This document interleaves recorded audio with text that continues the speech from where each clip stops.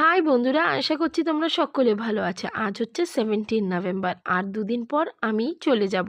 সেই কারণে আজ আমার দাদা বৌদিদের আর তার মেয়েকে নিয়ে আমরা পৌঁছে গেছিলাম রাজবাড়িতে। রাজবাড়ি তো একটা ওয়েল নোন প্লেস, যারা খড়গপুরে সবাই থাকে তারা তো সকলেই জানে। ভাবলাম একটু বাঙালি স্টাইলে খাওয়া যাক, বিরিয়ানি ফ্রাইড রাইস খেয়ে খেয়ে থকে গেছি।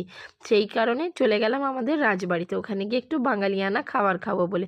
যদিও বা আমার দাদা বৌদিরা আজকে ভেজ খেলো, কিন্তু আমি তো একটুও ভেজ ভালোবাসি না, আমি তো নন ভেজই ভালোবাসি। আমি লাস্টে মাছ নিয়েই ফেললাম। কি মাছ নিলাম সেটা তোমাদেরকে শেষে বলবো। তো আজকে সবার আগে বলি, ওখানে যেতে ওদের যে ওয়েলকামটা আমাদেরকে করলো, সত্যি খুব ভালো লাগলো। তারপরে আমরা নিলাম ওখানে হচ্ছে ভেজের মধ্যে ভাত, ঘি ভাত নিলাম, নান নিলাম, পনির নিলাম, ধোকলা নিলাম, তার সাথে নিয়েছিলাম ডাল নিয়েছিলাম। তারপরে আমি ভেটকি মাছের ফ্রাই নিয়েছিলাম।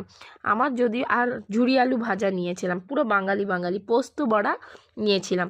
তার সাথে লাস্টে কোল্ড ড্রিঙ্কসও নিয়েছিলাম। তাই ভাবলাম তোমাদের সাথে একটু শেয়ার করি এই যে আমার ভেটকি মাছ ফ্রাই। আমার সত্যি কথা বলতে আমার খুব ভালো লাগে। আর ফিরনিও নিয়েছিলাম। আশা করছি তোমাদের ভিডিওটা ভালো লেগেছে। থ্যাংক ইউ, সবাই ভালো থেকো।